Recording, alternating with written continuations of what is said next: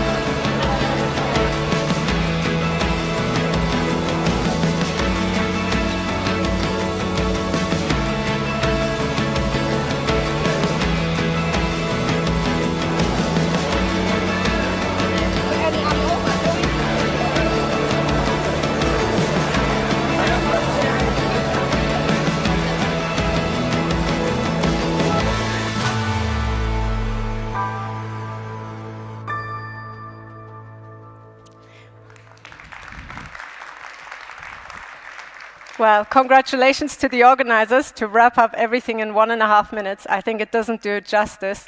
What an amazing few days, over 300 speakers, 60+ sessions, lots of global health diplomacy talk, and I'm sure you're all tired, exhausted, but I'm sure your brains are moving right now of the discussions you had, the partnerships you will be building coming out of this session.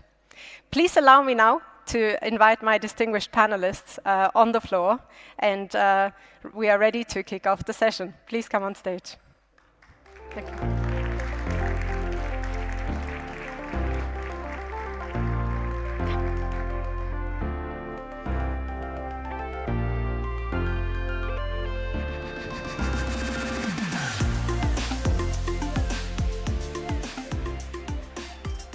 Thank you, dear panelists, for being with us here today. I will introduce you in just a moment, but I thought we're all a bit tired, so I stand up and energize the room a little bit. It's the WHO's rule, right? You need to stand up every few hours, so that's what we're doing.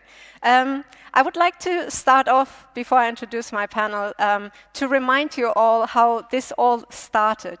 And I would like to pay tribute to our former Chancellor, Angela Merkel, who 2017, in the G20 presidency in Germany, has put health on the agenda for the first time. And she said, I think in an interconnected world, health deserves a place on the agenda. Why? Because it's a humanitarian issue. When we stand here today and we have specific sessions on G7 and G20 discussions, we have realized, especially after the pandemic, that health is not only a humanitarian issue, but it is the center point when you look at climate change challenges, the geopolitical crises and challenges that we are facing here today, demographic changes, technological disruptions. Health is interconnected to it all. We have 7 years until we commit to our 2030 UN targets, and we only have achieved 12% of these.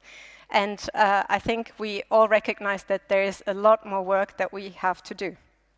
Today's discussions will be talking about the past G20, G7 presidencies, and we will take stock of the big wins, challenges, what we have achieved with our distinguished panelists.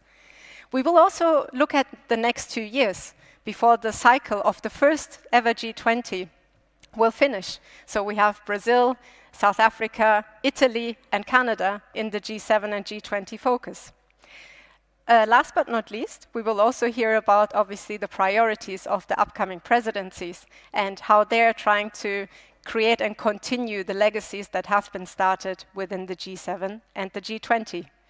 Are we talking about a Zeitenwende in the global health diplomacy context? I think at the end of the session, we will find some answers to these two. I think I spoke a lot now. Over to our distinguished panelists. And let me introduce you to Professor Dr. Orazio Schillaci. He is the Minister of Health of Italy, who will join us virtually here today. We have Dr. Katharina Böhme, Assistant Director General for External Relations and Governance at the WHO. We have Ethel Leonor Neuer-Maciel, Secretary for Health and Environment and Surveillance of the Ministry of Health in Brazil.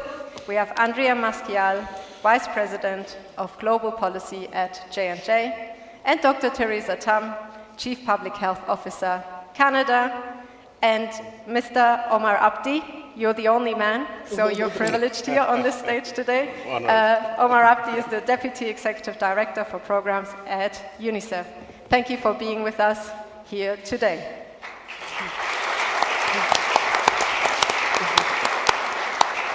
So I would say, obviously, do we have the Health Minister on stage already? Oh, he hasn't joined yet. Okay, let me just start then. So, first of all, if we take stock of the last few years, especially after the pandemic, global health was at its peak.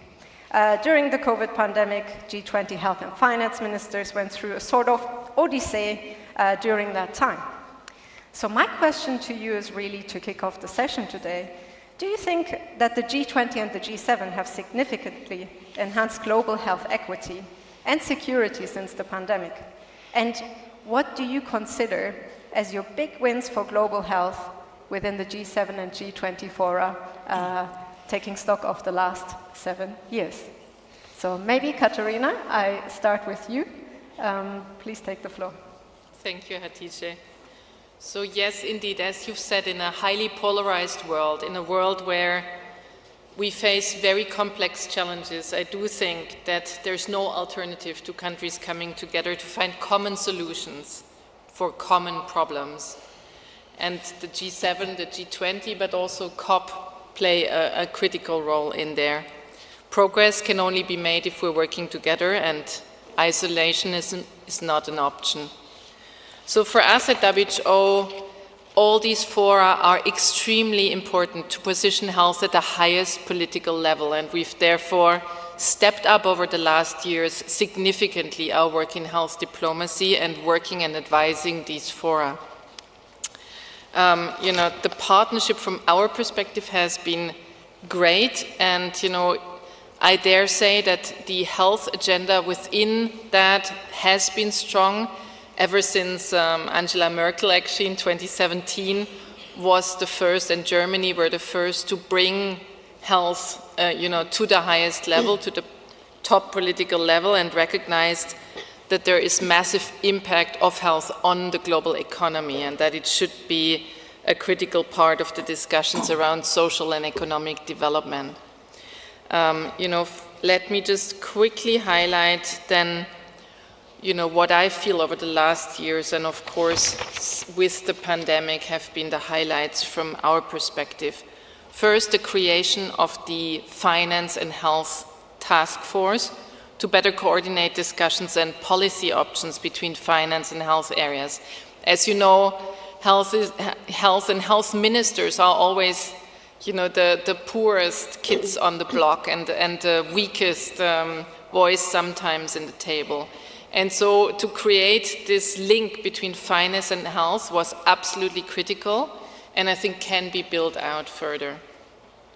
Second, and very much linked to that, furthering discussions on pandemic preparedness and response and the access to countermeasures was absolutely a critical role for both the G7 and G20, who I feel have mutually reinforced its work on that very nicely with, for example, the Pandemic Pact, the 100-day mission, but also the creation of the Pandemic Fund, which hopefully will play a very critical role going forward.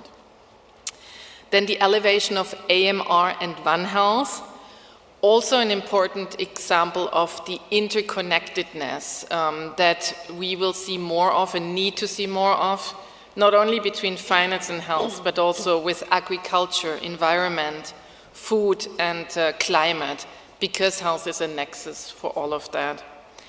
And then last not least, this year, the creation of the Global Initiative on Digital Health at the India G20 presidency, also that a very important step, especially with what's on the horizon on artificial intelligence. So I think I'll leave it there, but just to say and emphasize again that I think for all of us working on health diplomacy, making sure that health is present and is well understood by political leaders is absolutely critical and central. Thank you so much, Katerina, and for covering the highs and achievements of the G7 and G20 and the WHO's central role within in the last few years. All right, I would like to now hand over to the representatives of the upcoming G20 presidency. So thank you for being with us, Dr. Maciel, sorry, my name is complicated as well. I would like to know from you, what do you see as the big wins? Because you have a big job next year. So please share with us your views. Thank you very much. I think what we are take the spirit in Brazil is that it's not like speed race. We have like 1 year, we cannot do a lot of things. We are seeing the G20 as much more like a obstacle speed, that you have each time more crises, more obstacle, more difficult, but we have this idea that we need to see the whole process. We have Indonesia, we have India, we have now Brazil, then South Africa. Maybe we have this opportunity to have for the first time for developing country and have this view to contribute to G20. But it's important for us in Brazil give the very open idea that the G20 is not a substitute for WHO or other multilateral agency, because we represent a small part of the world, and we have to have this how do you say, humility to understand this. There's almost 200 countries in the WHO, 193, and we are very different, and we have to come with this common idea. And I think India, and I'd like to welcome the hard work that India did with this presidency, and congratulate for the efforts. But we have so much things to do right now. We have this pandemic fund, but with almost no fund. So we have to talk with us to see how you can fund this pandemic fund with almost nothing, because this not feel what the countries needs right now. And the challenge is even bigger than it was. And another important issue is that we are together in this spirit. We have some priorities. I think we have another time to do, but in this first intervention, I would like to recognize the hard work that the precedent did in this presidency, and say that Brazil will continue with the good efforts that India did, putting climate change and health together, and maintain the work that was done between financing and health.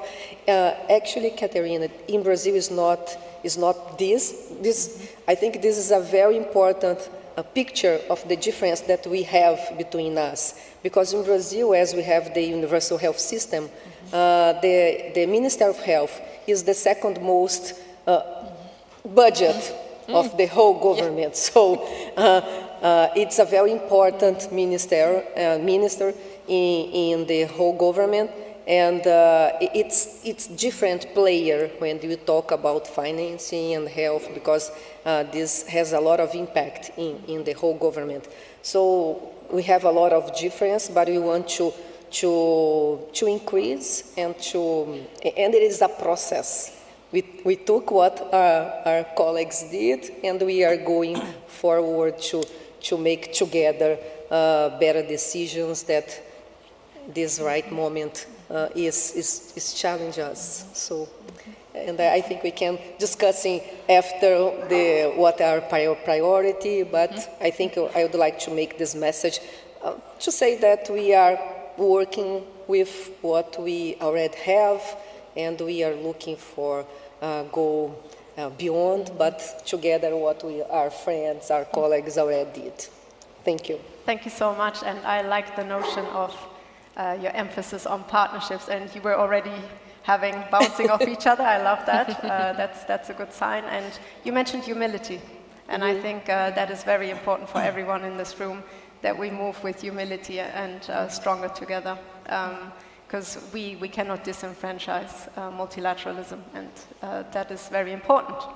I can see on the screen we have His Excellency Professor Dr. Orazio Schillaci with us, Minister of Health of Italy. Minister, welcome to the World Health Summit closing session. We would like to hear your take as the upcoming G7 presidency, what your take is on the big wins that we had over the last few years. The stage is yours.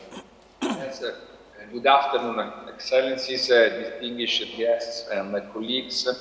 Ladies and gentlemen, it's a great pleasure to address today such a high-profile audience in my quality of the Italian Minister of Health. I would like to thank the organizer of the World Health Summit and my colleague, Minister Lauterbach, for inviting me. I would also like to greet all the other participants to the current session. When the COVID-19 pandemic broke out, the global community had to face an unprecedented emergency that affected almost every aspect of our life. To respond to the pandemic and the consequent economic and social impacts, our governments had to act quickly and mobilized enormous resources. As devastating as it was, the pandemic shed the light on the areas more in need for urgent intervention to recover better and stronger, and it has reminded us of the power of solidarity and collaboration at national, regional, and international level. COVID-19 taught us also that health systems at every level must be resilient.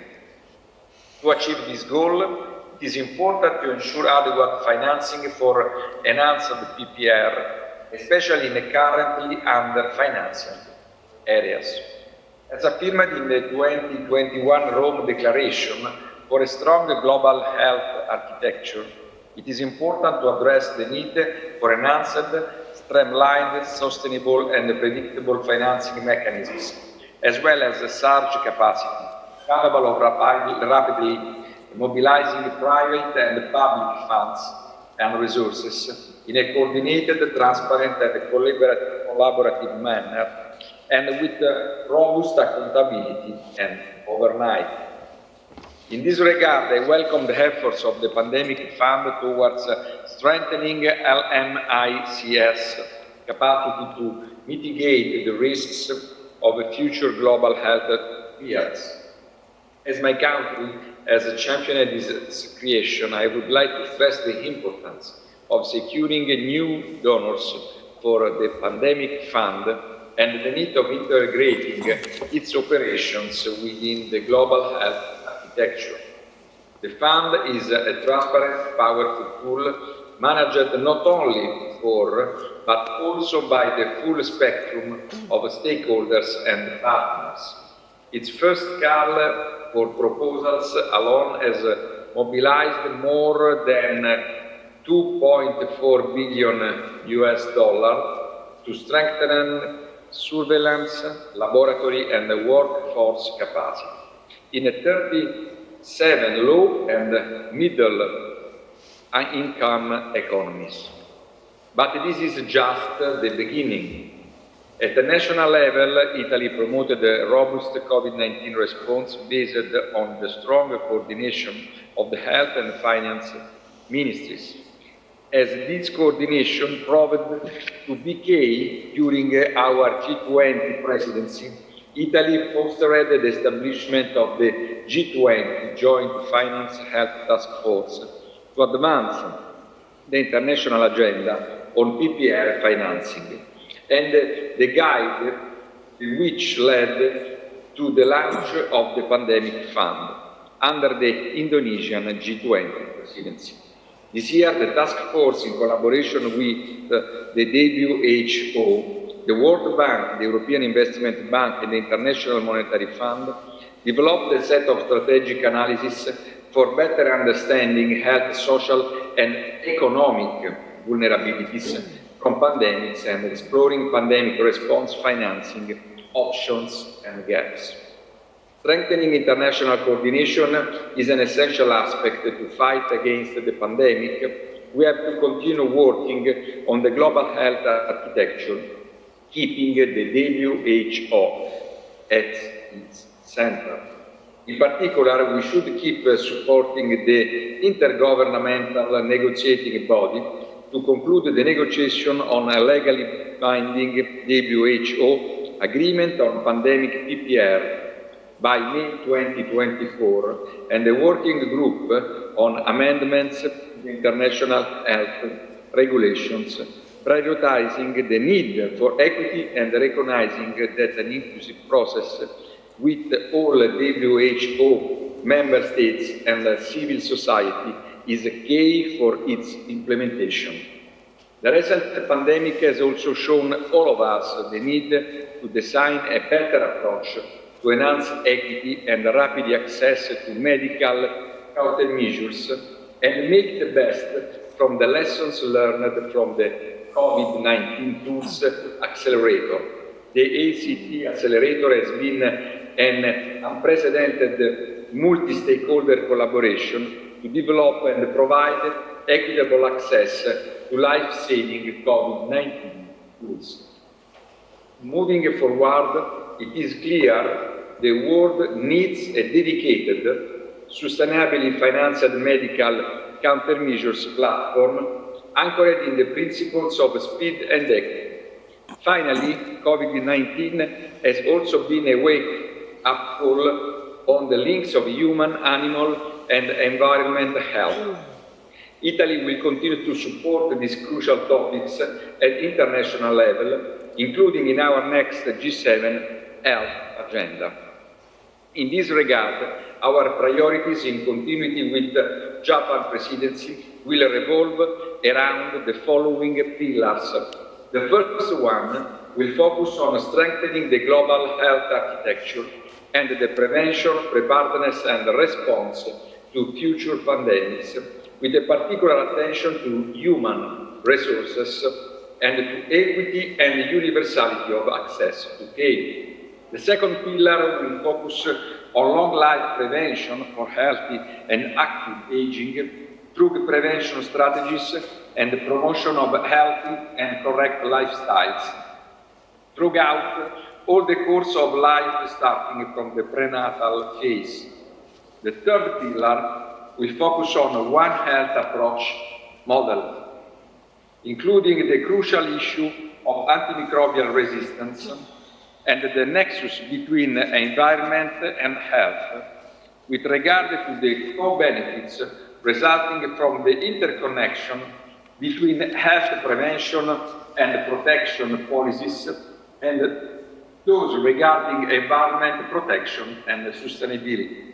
Italy is committed to exploit synergies with all relevant international networks or initiatives, starting with the G20 Brazilian presidency, in order to reach common goals during our imminent G7 presidency.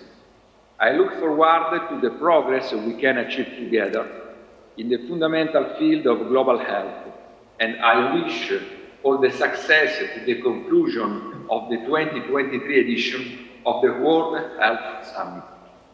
I would like to apologize in advance because, unfortunately, due to urgent institutional commitments, I will have to leave the meeting before the end. A representative of the Ministry of Health will follow the discussion. Thank you again very much for this kind invitation and good work. Thank you so much, Minister. I think you gave us very good reflections of the big wins and initiatives before and after the pandemic, but you mentioned that you're looking forward for the collaboration with the G20 Brazil. The reason why we're here today is to focus and strengthen convergence between both agendas, so I think we all appreciate your remarks in that regard. We thank you for attending this session here with us today, and we look forward to your presidency in 2024. Thank you for joining, Minister.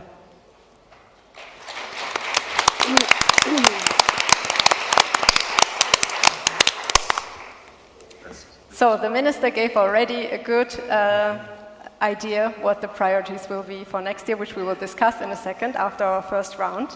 But he also mentioned multi-sectorial collaboration. And I have obviously the private sector represented here as well. Thank you for joining us, Andrea. It's a pleasure to have you here today. I would like to obviously get your take on what you as the private sector representatives from J&J feel that the big wins were in the last few years in the G7 and G20. Thank you, Hatice. Thank you to the panel. It's a pleasure to be here, and it's a pleasure to represent Johnson & Johnson and the private sector in this conversation this afternoon. We share the same mission as governments around the world, and that is to ensure sustainable and equitable healthcare across the world. And so we believe, yes, in that power of collaboration, as the minister just said, and to move conversations and to move healthcare forward.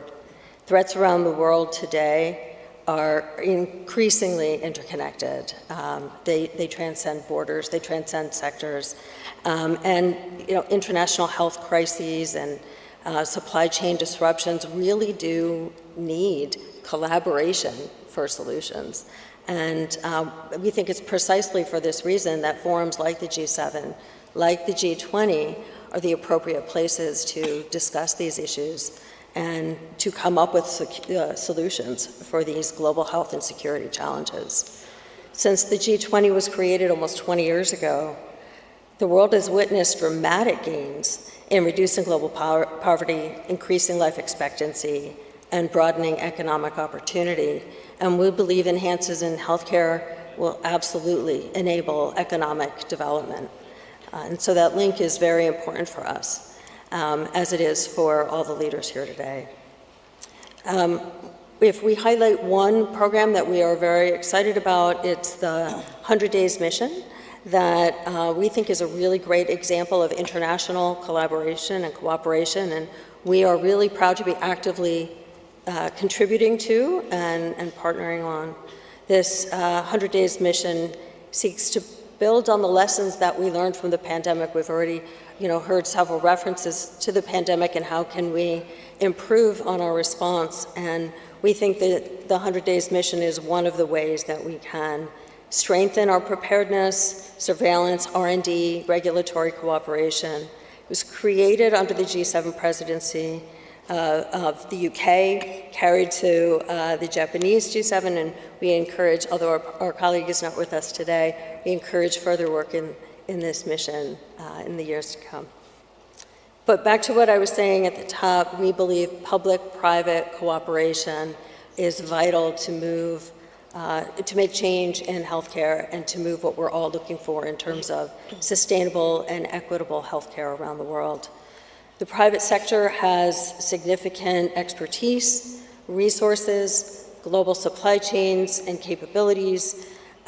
We can rapidly identify and develop both products and leverage our supply chain capabilities around the world. And we think in partnership with governments, we could achieve more than we ever thought possible. And so we really are pleased about engaging with governments around the world through forums and adjacent to forums like these, and we look for more opportunities to do so in the future. J&J in particular has over 135 years of experience in healthcare, tackling some of the toughest healthcare challenges around the world, and we really are excited and stand ready to partner with governments in these issues. We're proud that in the Access to Medicines Index, we have for decades been among the top 3 companies around the world in ensuring products in lower and middle income countries, and we want to leverage that, and we want to leverage the expertise and experience of the private sector and play a greater role in these conversations about moving equitable and sustainable health forward around the world. So thank you for having us. We're excited to be here as part of this panel and to be part of these discussions. Thank you so much. You spoke about the power of collaboration. And I think one thing we all saw in the pandemic was how almost overnight the private sector, public sector, the international organizations came together to put differences and challenges aside and try to solve this crisis that we had in the humanity for so many years. So thank you for elaborating on that. I would like to move on to one of the future upcoming G7 presidencies, Dr. Theresa Tam. I would like to get your reflections on the big wins as well.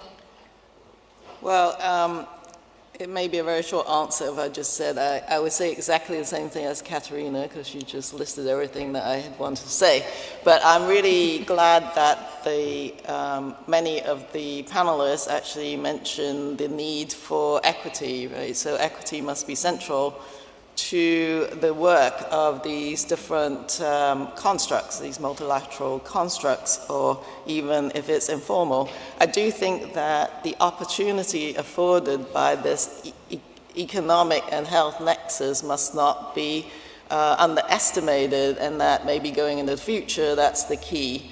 And some of the bigger wins that people have mentioned include things like the Pandemic Fund, but obviously during the pandemic, supports, quite a lot of money went into things like the Act A and, of course, the COVAX initiatives. Many lessons will be learned. No doubt that things didn't go as well as they should, but people came together and attempted something upon which we have to learn.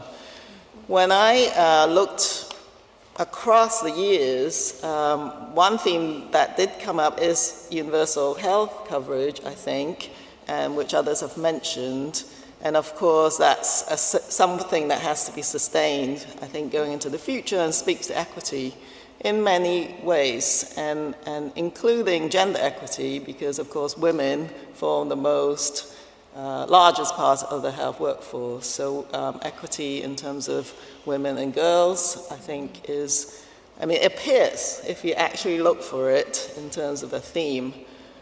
Of course, there's a biomedical and technological collaborations, which has been mentioned, whether it's digital or these technology platforms for making accessible medical countermeasures. So these countries, or our countries, are fortunate in that we have a bigger economic powers, and as such have to ignite and catalyze these cross-sectoral, multi-sectoral collaborations and break down those silos that might be happening between researchers, manufacturers, and the private sector and governments. As we have seen, many of the discussions on medical countermeasures have focused on.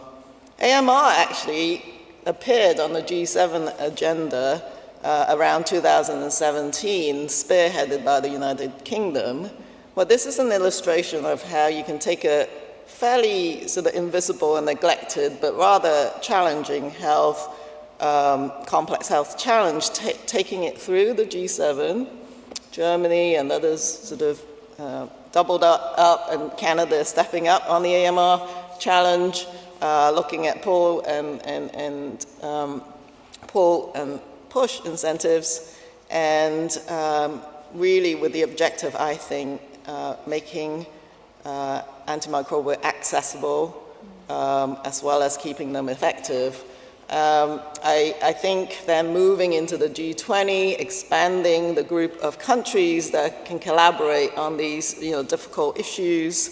And then moving out even further, because you need to engage communities and lower middle income countries. You can't just have the discussion, obviously, in G7 and G20, but it's an area where you can catalyze and ignite the solutions, and many of them are sort of technological as well. Thank you so much, Teresa, if I may. I think you mentioned, you reflected a lot on the ACT Accelerator example, the pandemic fund, and also now the conversations going on with the MCM discussions, and you gave a nice outlook on AMR being the next challenge that we will face. So I hope we will not do the same mistakes again, because a pandemic caused by antibiotic infections will be quite a different one. I think we were lucky a little bit with this one, but yeah, we do not want to have such a challenge. But over to Omar. Thank you for being here, Omar. UNICEF played a very big role during the ACT Accelerator with supply chain strengthening. You procured a lot of the tests, vaccines, and medicines.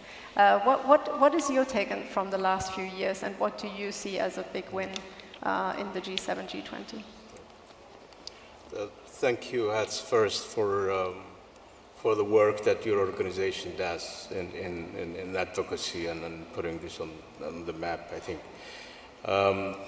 I mean, we appreciate very much the governments, the G7 that hosted G7 and G20, the governments that are present today, Japan and India, for putting equitable access to health on the agenda. I think we hope that this continues and goes beyond access to tools or countermeasures to pandemics.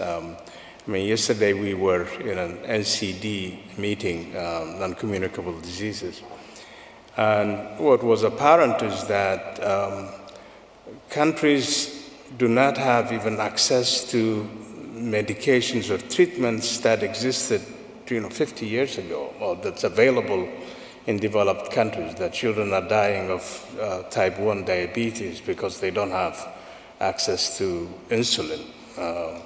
So as we discuss, I think, access, let's go beyond just countermeasures to pandemics, but access to also technologies and treatments that exist today in developed countries to make it available to low and middle income countries. Secondly, I mean, what we've learned from the pandemic response is that access to tools alone is not enough. At the end of the day, those tools have to be delivered to people. And what we have seen is that the health systems, even in developed countries, were not resilient enough or ready enough to be able to immediately deliver those tools. So I think strengthening health systems of countries, and we've been discussing in a number of events this week here. Just this afternoon, we've talked about, we launched a community health delivery partnership of all partners, trying to align the vertical interventions that have delivered a lot of outcome, and I think thanks to G7 and other countries that invested billions in disease programs, whether it's HIV or malaria or TB, but now going beyond just addressing those disease-specific programs, but strengthening the community health systems so that we will be able to deliver quickly if there are countermeasures for pandemics. Thank you so much. Yeah, equitable access, I think, is something that will bother you in the next few years to strengthen the systems going forward. I think, as you said, Omar, the last few days that I've participated in some of the incredible discussions, increasingly the health community are not speaking about direct health interventions. Everyone is speaking about strengthening healthcare systems, trying to approach UHC or strengthening primary healthcare systems, and women's and maternal health issues were really prominent this week as well, which I found very interesting. So we're already thinking ahead, is what was my takeaway from this week. Speaking of looking ahead, I would like to ask you a little bit about of your take, where you see the role of global health actors in the next 2 years, before the first ever G20 cycle actually ends, and potentially we will restart in 2026 with the United States again. What do you think the themes should be in the next few years? I mean, the governments have already set their themes, I guess, but what should we do to not reinvent the wheel? Because myself operating with all these presidencies in the last 7 years, of course it's always nice to create a new initiative, and that's what many presidencies tend to do. But I think we need to create more continuity and legacies and not create a new initiative out of the Pandora box. So what in your view has to be done to leverage some of the existing initiatives like the pandemic funds, the AMR R&D hub that we created during Germany, or the digital initiative just in India, or the pandemic intelligence hub as well created during the Germany? How can we strengthen these, and what do you see we should be focusing on as themes for the next 2 years? I know it's a tricky question, but we would love to hear your take. May I start with potentially you? Oh. Next 2 years. Yeah. I thought the life was less complicated, but what we learned is that can be complicated very fast, and even more. And we have like new challenges and very old challenges. And for us in Brazil, as one of the nations that was part of the conception of the creator of the United Nations and WHO, and we were there since the beginning. We pretty much believe in peace. And I was reading the Green Declaration that was in my chair, and I arrived, and luckily I was in the green today. Yes. I was like lost I couldn't sleep last night, probably as many as you, because we didn't know what we will face just in a few days. At this moment, Brazil is in the Security Council, try to make agreement with a peace declaration, which is hard in this moment, but it's very important. It's impossible to talk about G20 and whatever we are talking right now if you are between wars, because war is not for that 2 country or now 4 country. It affects all of us, and we don't know what we will facing in front. So, saying that, I fight all my life, or my professional life, in the human rights movement. I'm from this field. And for me, it's very irresponsible from my part, have like a camera here, and not say for my children and grandchildren that I'm here in 2023, and it say about this word that we need to be united, you need to work for the peace. So I want this be record for the next generation that Brazil is here, and Brazil is working for the peace. So this is what the message. And equity is a very important subject for us, as we are a very unequal country, and this will be in our priority, as the Minister of Italy say about One Health, but we think One Health much more broad than only AMR, and we are thinking, we will still working with our concept note for the G20. We completely agree with you. We have to see the legacy. We are not start from zero. We have all these things that the other countries work, and we work together in this. And probably the next step will be not have one task force in health and finance, but put all the three ministers together, agriculture and health and environment, to work in solutions. Because what we are talking about now, it's a word, One Health, but what it means for the country. We need concrete actions. And AMR can unite us, but what we are seeing, it's not always. We have disagreement between North and South and developing, so it's a working process. And for WHO, much more, because it's abroad. But One Health is a priority with climate change and health. And the local production, it's very important for the developing country.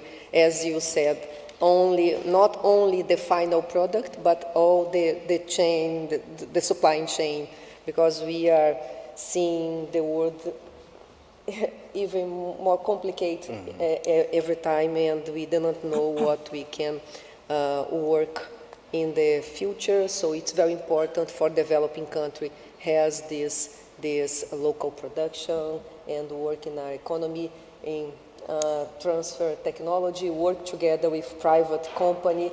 And I'd like to finish this part saying that we can collaborate very, very good with private and public sector, and work not only in our disagreement, like intellectual property and so on, but what we can do together. And I think you have an avenue to work.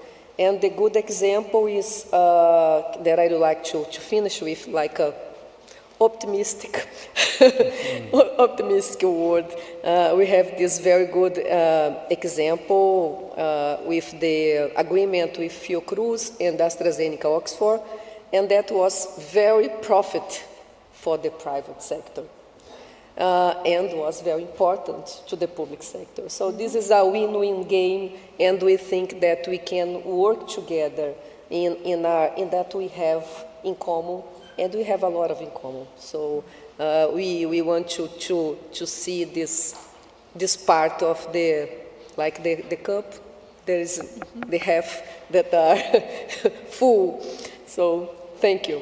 Thank you for ending on this positive note. I think 3 reflections on this very quickly. You mentioned the multipolar challenges that we're going through now, and it's a reality. We are living through tense times, and we don't know what will happen tomorrow. So your message is actually very important, that the G20 has to be even stronger, together with the G7 next year, to stay together and show unity in a grand scale of things. And I think another point you made, what many people always forget in the health community is as well, health ministers actually work increasingly strongly with finance ministers and environment ministers. So I think for the future challenges that we're facing, we need to also converge ministries and the policies that they're working together, which will reflect, I think, on the multilateral level going forward. And you played the ball nicely to Andrea, which is why I will hand it over to her. You spoke about openness, collaboration between public and private sector. So Andrea, what's your take? What would you hope to see in the next 2 years? So perfect follow-up to your comments. One of the things that we think about as being so important in terms of those resilient and equitable healthcare systems, as well as pandemic response, as well as response to climate challenges, is the health workforce. We believe that there needs to be stronger investment in the health workforce. Currently, especially in the post-pandemic world, our healthcare workers are they're stressed, they're overworked. In some instances, we don't have enough. And then when we do, they just have a lot on their plates. And we believe that one of the things that really needs focus and attention over the coming years is really that health workforce. We think they're the backbone of universal health coverage. They're the backbone of healthcare delivery. And you know, none of what we talk about up here really can see fruition without having those our healthcare workers with patients and with people in need. So we like to see attention in that space. One of the things that we're doing as Johnson & Johnson, back to the partnership, is we've created a Center for Health Worker Innovation that we think can help address some of these challenges. And as part of our $250 million commitment in that space, we're one of the early funders of the Africa Frontline First Catalytic Fund. And that's something that's hosted by the Global Fund that we're partnering on. And it aims to improve community health programs, back to the community programs, right? And serving nearly 146 million people in 8 African countries. Also, a partnership that we have is with CONICEMS, and forgive the pronunciation, Syrio-Libanese Hospital, that will provide mental health support, training, safe spaces for connection for over 22,000 community health agents in Brazil. And these are the kinds of efforts that we think should be invested in and should receive more focus in these global forums. An interesting thing about it is we also believe that as we think about pandemic preparedness, as we think about the next steps there, we think the health workforce is very important in terms of carrying forward, healthcare in the next space or the next unfortunate situation. And so we think that it'll also be the backbone to that, as well as investments that we believe are needed and should be discussed in terms of science and innovation, making sure that we're prepared based on years and years of science and years of investment in research and development. We were able to come up with treatments and vaccines for COVID-19, not because we started on day 0, but because we had started, day minus 2,000, as we like to say. And so we really need strong systems to help us be able to do that. IP is one of those areas that we think is really important, regulatory cooperation and convergence. We also need, as I mentioned before, resilient supply chains. We need to make sure that we can move products, move components, move things quickly and reduce barriers to trade and barriers to movement of key materials across borders. So these are all things that are on our mind, but really wanted to highlight the health workers.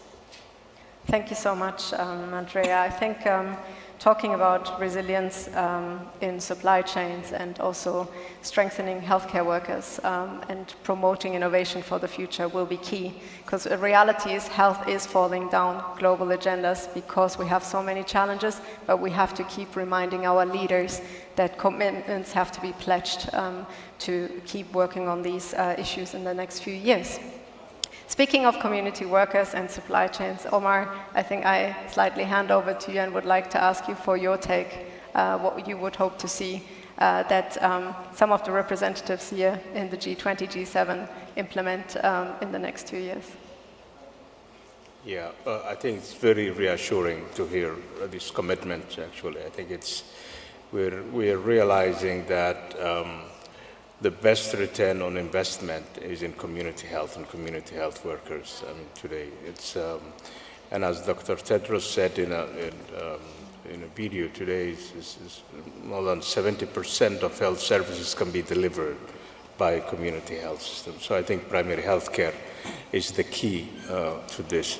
But following up on the supply chain, I think the point, one of the things we've seen, of course, during the pandemic is the vulnerability of our global supply chain.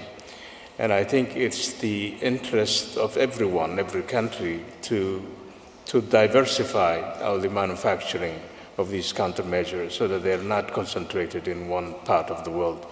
So I think this momentum should continue in trying to build capabilities. It's in the interest of private sector, it's the interest of public sector, everyone, to build capabilities in different regions of the world so that our manufacturing of countermeasures are diversified and not concentrated in one area. Talking about building capabilities, Teresa, would you come in to give your reflections? Yeah, the next couple of years is a very short time, and there's lots of things that are scheduled to happen in the international global health agendas. So I always find that it is an ultra marathon when you're looking at public health, and part of it is really about focusing on the public health imperative, equity, of course, at its core.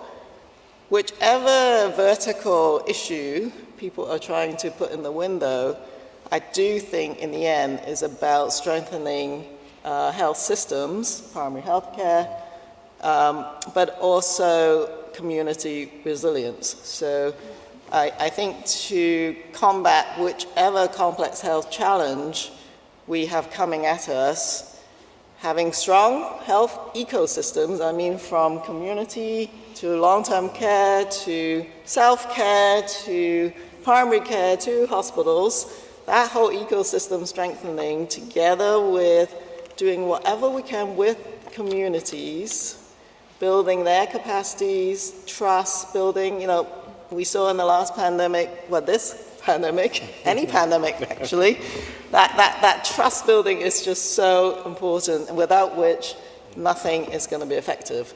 So that community engagement is paramount, I think, to the success of whatever we do together at G7 and G20. But if you actually look at the next couple of years, if that's the timescale, the next World Health Assembly, guess what's going to happen? We expect two rather huge commitments between the pandemic instrument and the amendment of the IHR. So that's just one thing. There are high-level meetings on AMR. I think we need to actually be quite strategic in our planning as we approach each of these really important milestones and have some very concrete actions as sort of linked to each of these milestones, because you're dealing with the opportunity that heads of states and governments are going to be participating in those. I'll definitely not want to lose that finance-health connection, of course, because we're already feeling like the health is falling off. The finance ministers have lots of things to fund. So what if health falls off on their list of priorities, right? So I think keeping at that is really important. I can't look at this audience without saying that, it's also about prevention and health promotion, mental and physical health and well-being, because that's the only way that you're going to reduce the impact on your health systems. There are certainly mentions, I would say, in G7 and G20 about some of that, but really, I think we're losing track on the whole premise of public health, which is keeping people healthy, even though we have such challenging situations. Helping everyone attain their optimal health still has to be a major health imperative, and the investments has to go more upstream. Even a little bit, we keep trying to champion that.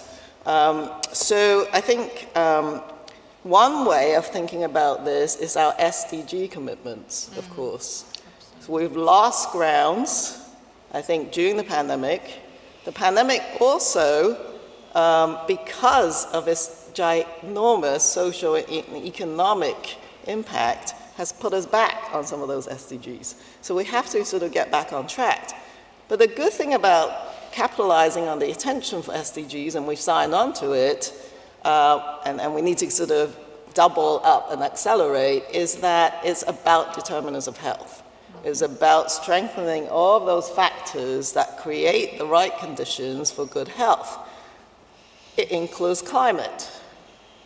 And guess what's happening in a very short period of time? You're going to get your first health day at COP. So, well, if you're going to ask me what I'm going to put in the window for the next 2 years, surely addressing the health impacts of climate change from a mitigation and adaptation perspective is sort of got to be there, I think.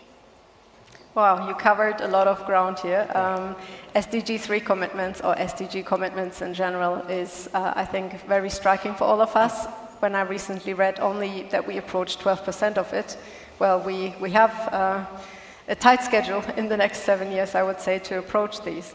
But you mentioned community resilience, and I think one thing that we learned in the pandemic is that before governments could sort out their regulations and lockdown rules, actually communities had already plans in place, and the integration for the future between you and the communities have to be more strategic, definitely, and it's very encouraging to hear that, that you are already thinking ahead. You mentioned COP28, you mentioned the role of planetary health. We have an excellent announcement to make at the end of the session on this, but Katrina, I want to hand over to you because Teresa kindly played the ball to the role for the next year's WHO as well. So where do you, obviously as the key global health diplomacy platform, see the global health movement in the next 2 years? So yeah, before jumping to the next 2 years, I'm thinking 2 months, right? Because I feel at COP28 we have an enormous opportunity with the first health day, exactly as you said, Teresa. So let's make use, and we have UAE in the room, and we had a strong presence here on climate health action at the World Health Summit. Let us make sure that beyond talking, we concretely move forward, exactly as you set up, on the progress on climate adaptation, and specifically on progress in building resilient health systems, resilient communities, which I think has so far been a neglected area, as well as mitigative actions and greening health. 5% of emissions stem from the healthcare sector, and let us please work together, including through our alliance at WHO for transformative action on climate and health, to move this forward and drive very concrete progress and benefit from this health day that we've been given at COP28. Then, second, of course, fully agree with what has been said on the centrality of health system strengthening, the centrality of primary healthcare strengthening, for all the challenges we see in healthcare ahead, whether it's pandemic preparedness and response, whether it's the climate challenges, or whether it's strengthening healthcare, quality healthcare services to address communicable or non-communicable diseases. Third, we very much look forward to working with Brazil and Italy on the next COP presidencies. We're very pleased to see, the agendas that they have outlined and highlighted to us, and very pleased to see, and Etel, you also said this emphasis on continuity, on not coming up with the next gadget, but basically, finding this balance between let's build on what we've achieved over the last years, but, also bring some innovation. And the innovation area, you've mentioned it, for example, the importance to work on, the financing systems that we need to, financing of health, that I think we need to innovation in the equity element, which I think is so critical going forward. And then, because I could go on, and the partnership, of course, right? And you highlighted that a lot. And then, you know, last not least, I want to leave you, I think, with the quote that resonated most for me from the last G20 presidency, because I think we strongly believe in that as WHO, and that is about keeping in mind the close dependencies, and for G7, G20 and COP, and for all our political leaders to never forget that healthy economies depend on healthy people, and healthy people depend on a healthy planet. Peace depends on health, and health depends on peace. And only if all of that is in harmony will we succeed going forward. So for me, that is basically the essence of what I expect G20 and G7 to capture going forward. Well, distinguished delegates, you have the message. That is amazing.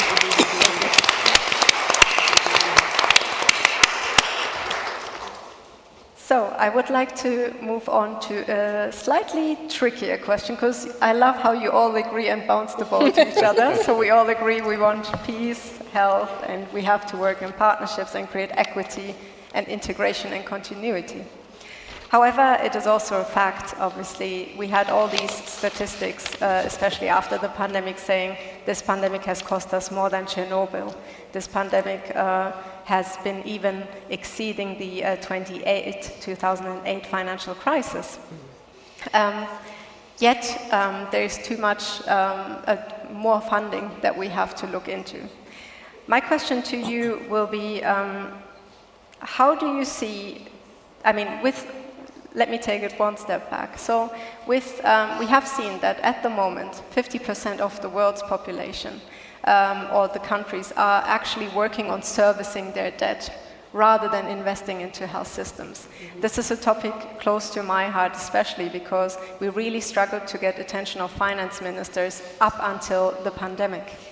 Only after the pandemic, really, we analyzed all G7, G20 communiques. The direct link made between health and the need to see it as an investment, or health and sustainable financing, in the G7 declarations and G20 declarations was only minimal.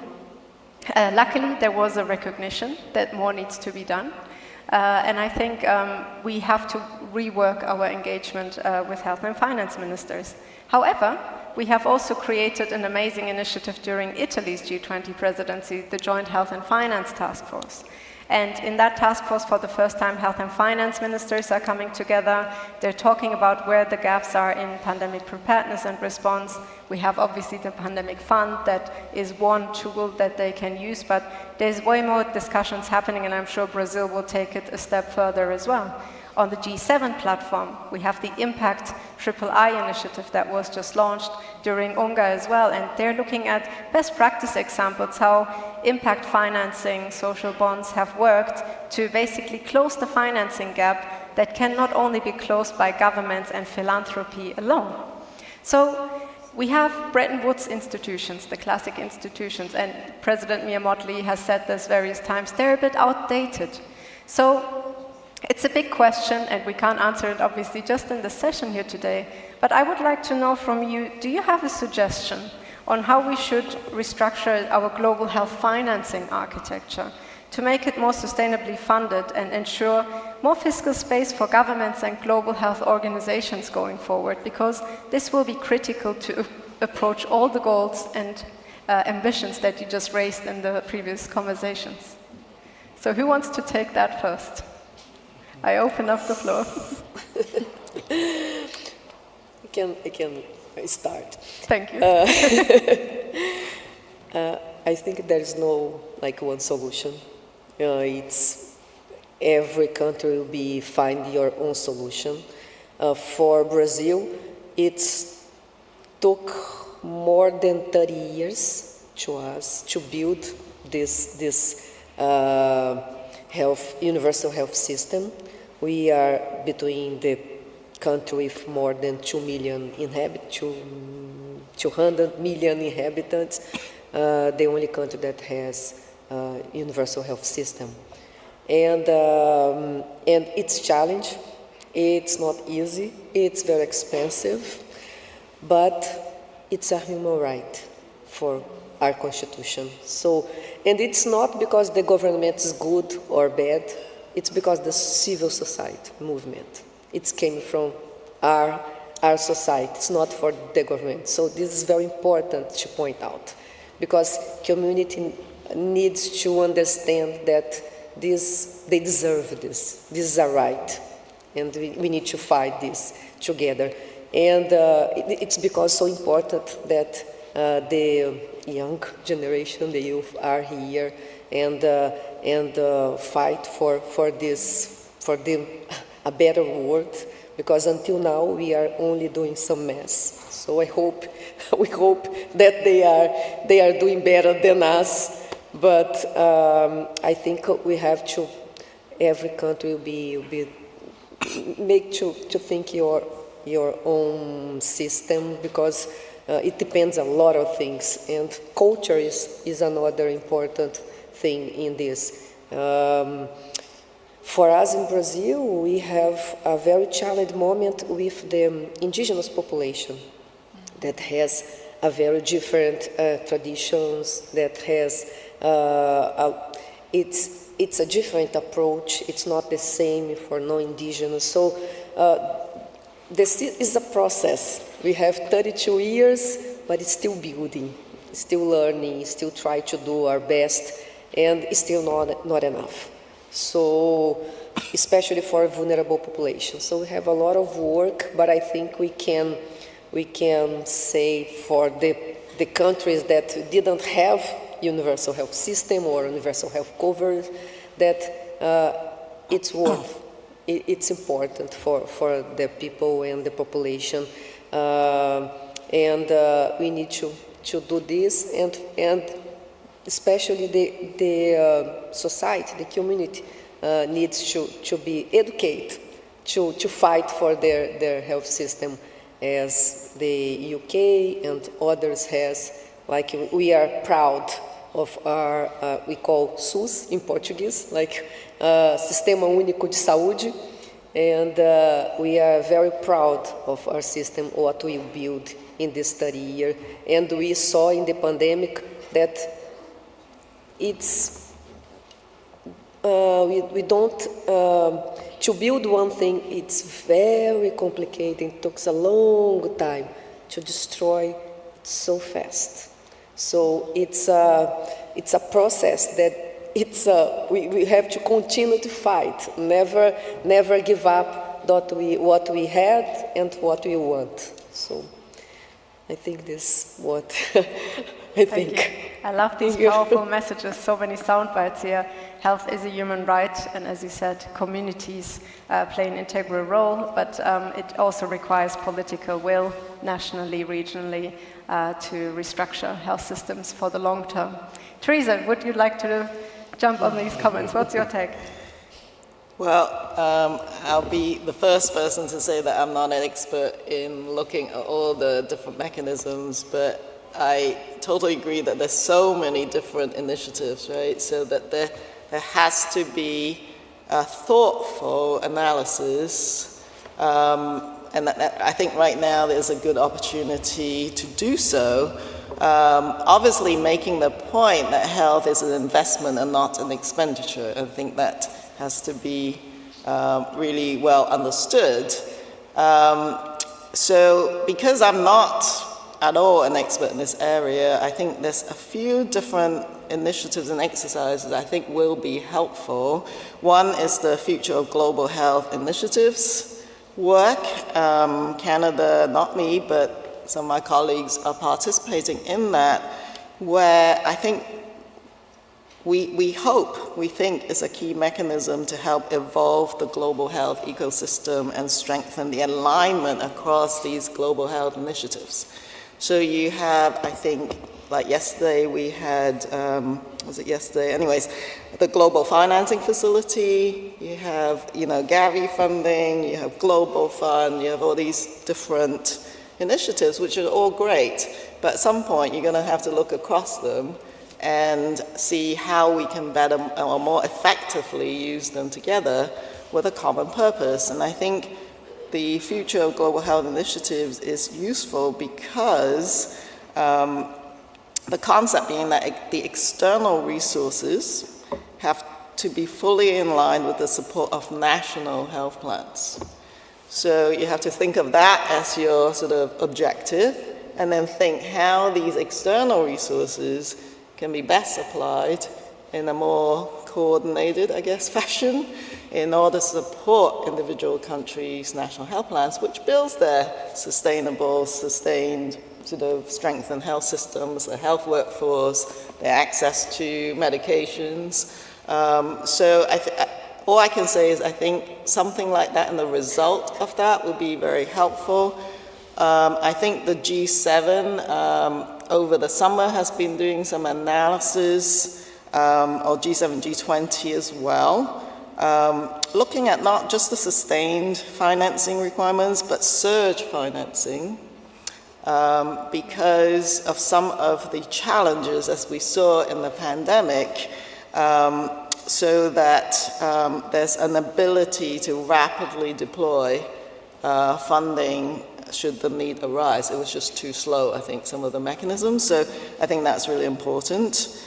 The United States Development Finance Institute, working with USAID, is actually looking at concrete financing options by bringing together the G7 Development Finance Institutes.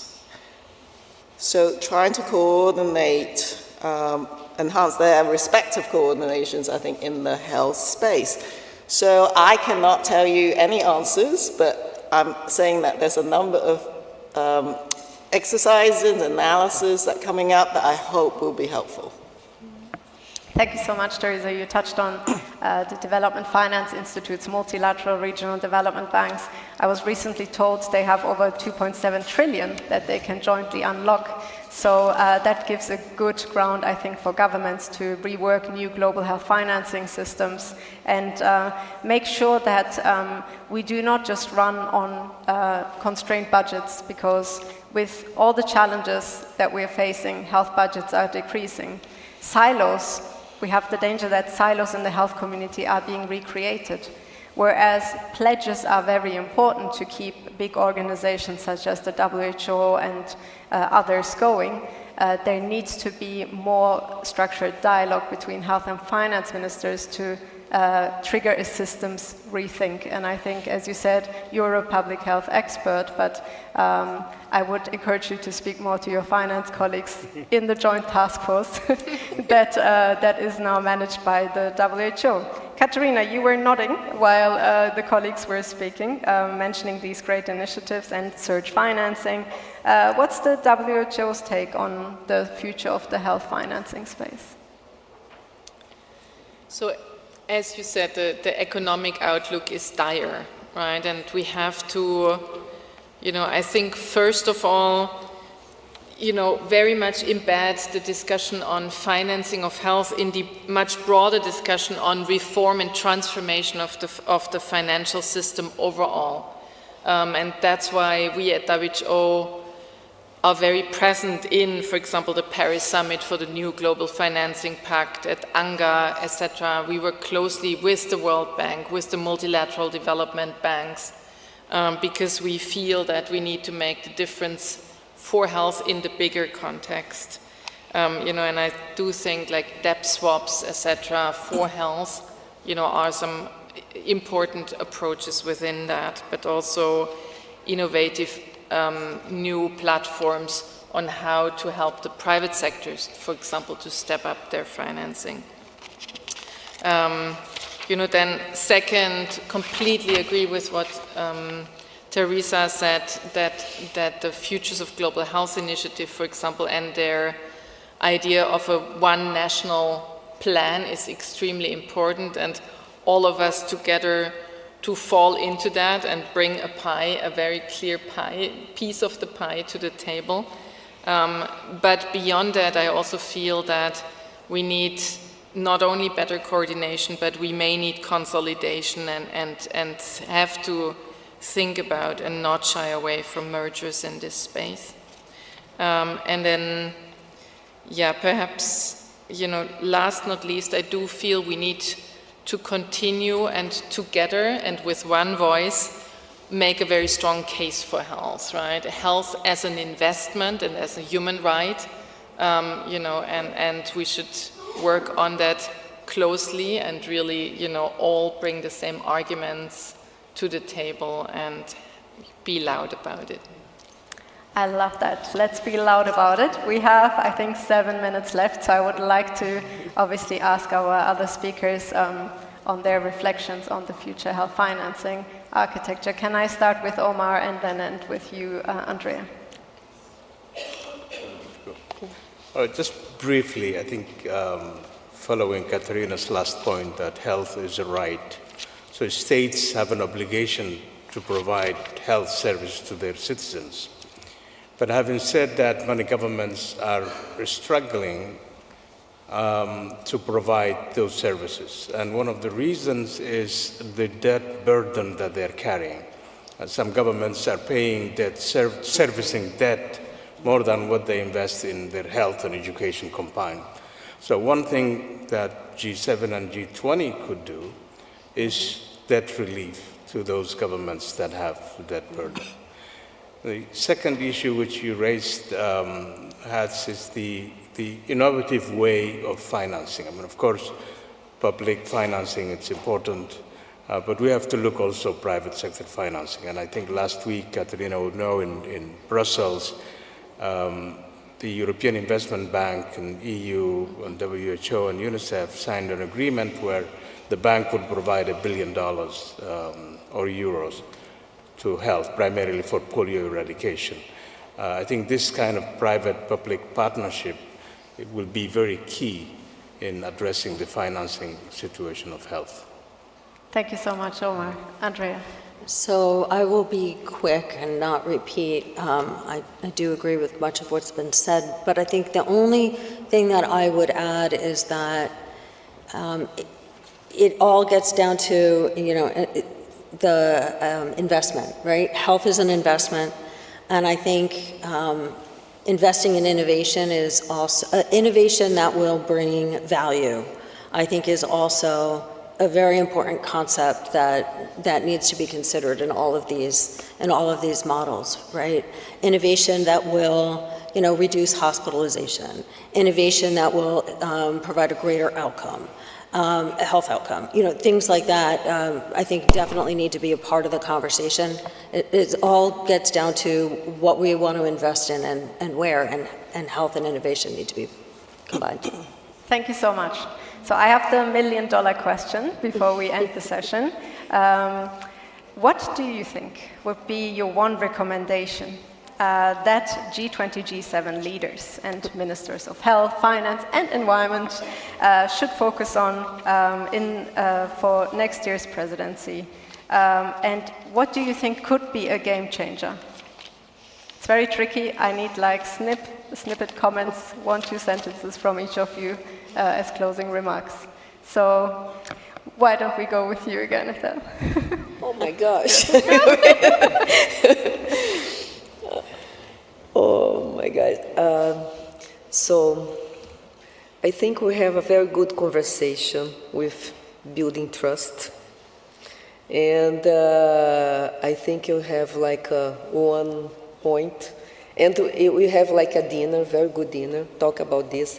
And we think that the pandemic broke our trust, and then we thought that we have never been trust with each other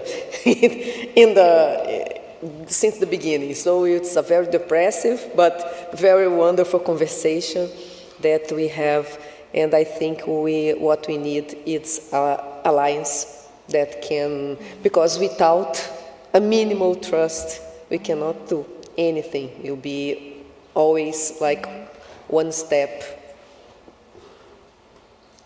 behind. So I think this conversation that was in this meeting, in this very important World Summit meeting, it's we need to talk about trust, put some elephants in the table, talk about them, don't need to agree with everything, but it's important to have the conversation. It's the hard conversation that we need to do. It's in our family, it's in our community, and it's between countries too. Thank you so much. Thank you. All right, let's go to... All right, let's make the round. Sure. I absolutely agree. And, you know, if we take a step back where we started, where you spoke so eloquently about peace, right? I think we need to build bridges. We're at such a polarized time right now in so many ways and in so many of these conversations that I really hope that we build that trust with each other and that we involve whole of society and that we build those bridges and come up with solutions that will be meaningful to everybody. So I completely agree with you, and that's what I hope we work on in the next year. These challenging issues alone, so I think the world is divisive enough. Whatever we do, we should focus on bringing people back together again. And so I agree, I think, with the other panelists in whichever challenge we're going to face. All right, an applause to you as well. Thank you. All right, then we have Omar and Katerina. I would just add the point that you made earlier on, getting back on track on the SDGs. I think it's health is an outcome, but SDG 3 alone is not going to address all of the challenges that exist there. So I think the whole SDG as a package is critical. We need water, we need nutrition, we need to address climate in order to get health as an outcome. Thank you so much, Omar. I've said that before, so I didn't think I want to repeat it, but totally agree. Love that agreement. Over to you. I agree with all, and maybe just building on it, that with all the geopolitical tensions we see, I hope that health can be the common ground in all these negotiations, and that our common goal of health for all will guide us through next year. So, distinguished guests, I'm conscious we're coming to the end of the session. We heard the words trust, build alliances, build bridges, and use health as peace. We heard that we want to bring back people together, and the SDGs and all the SDGs are interlinked to achieve our health goals as well. And Katerina, you made a good point at the end as well, that we need to promote health for all and health with all. With that, I would like to thank my distinguished panelists for today's session. It was an honor to be your chair for today.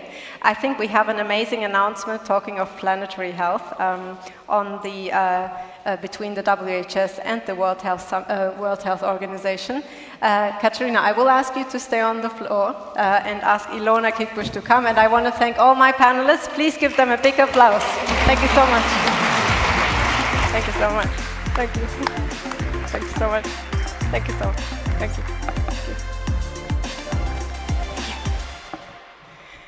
So, Ilona, can we have you on the floor to close off the session? Yes. Right. Ilona and Katerina prepared during the summit a very tangible and good green health statement. So over to you, ladies, to present it. Well, thank you very much, Hatice. Is this working? Yes. Thank you very much. Of course, as we went into this, the preparations for this summit, it was very clear that the whole issue of climate and health, of low-carbon sustainable health systems is something that should be very close to our heart, that it's something we should be taking forward. And therefore, WHO and the World Health Summit came together and said, we need to express this, but we need to express this in a way not that we are again asking somebody else to do something, because I think a lot of that will happen at the COP28, but that actually we ourselves as participants of the World Health Summit and as health leaders agree that we in our own environment will do whatever we can to commit to build climate resilient and low carbon sustainable health systems. And that is linked to a fantastic WHO initiative that Katarina will just draw attention to, ATTACH, which many organizations and countries that are represented in this room can join up in order to show their commitment so that every hospital, health practice, public health center, and every health professional can act towards a more sustainable future. You have it all on your chairs. This statement. Maybe you want to say a word or two, Katarina? Well, I want to say that, I've spoken to many of you, many of the health leaders here in the room over the last 3 days, and I've consistently heard that this cannot be business as usual and that we all need to step up our commitments. And, so I hope that what we've tried to summarize on this one-pager resonates with you as a call to action, but also, coming together towards COP28. And drive progress. And I want to thank Ilona and Maria Nera, my colleague who leads the climate program at WHO, who really have managed over the last 2 days to put this down on paper. So thank you so much.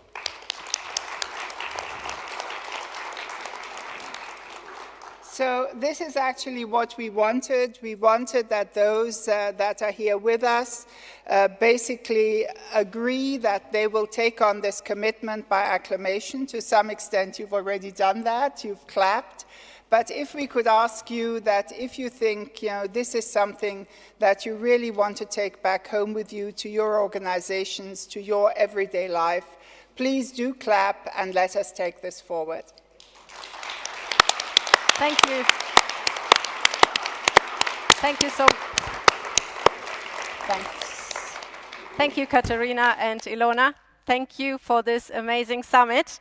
Now, can I ask everyone please to stand up? Remember what I said in the beginning. The WHO said we need to move, and I know you're tired. So I would like to thank the organizers for this amazing summit. It was a pleasure to host the last session, but the VIP in the room is obviously Professor Axel Pries. Professor, please, the stage is yours to close off the summit. Yeah, but first I have to disagree. You are the VIPs, and the young people and the civil society and the policy makers and the industry, all those who bring success for global health. And I would like to cite Katarina. Katarina said, let's the global health arena be a door opener in this very, very in the world full of tensions and full of conflict. We need something which brings us all together, and humanity and global health are exactly these things. And if I may cite Dr. Tedros, he always says, Gesundheit ist ein Menschenrecht, and he's right. It's a universal right to be healthy, and if people are healthy, is also an indicator that societies are healthy. So I hope you enjoyed the last days, and I hope you take energy from here, because you said it's a marathon, but it's a marathon which is run at sprint tempo. So that's the challenge here. So take a lot of energy, take persistence, be inclusive, and build trust. And then you will get the necessary success and visibility. And I wish you a very healthy year, and I wish you a very successful year. Thank you very much for coming here.